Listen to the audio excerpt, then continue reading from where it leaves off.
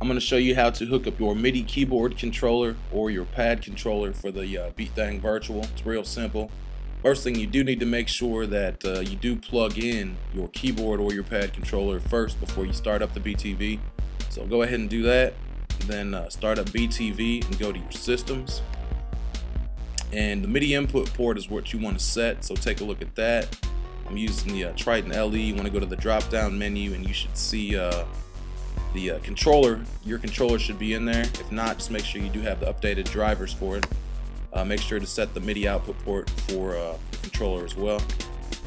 And that's the first thing you want to do. A good way to test it, just go ahead and close that. Let's go to pattern, hit new, go over to one of the factory kits.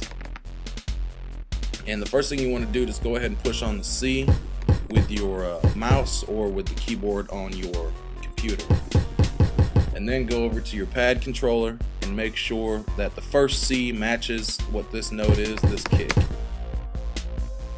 So I'm hitting it and I'm hearing an instrument, so it's sounding like they're not lined up. So you want to go back in to the system settings, and that's when you need to go ahead and select the MIDI notes, the transpose MIDI notes option, and the root MIDI note. Now what you want to do is start with 36. We're finding that 36 does work for a lot of the pad controllers and a few of the MIDI controllers. It does happen to work with my Triton LE here. And what the transpose MIDI notes does is basically it just slides your sounds up and down on your keyboard and basically lines them up right like how they are in the BTV. So now that I've got that set on 36, I'm going to go back here, go ahead and click on the C with my mouse, and then go over to my keyboard controller, push the first C, and you hear that they're lining up. It's the same sound, so I got my MIDI keyboard here dialed in.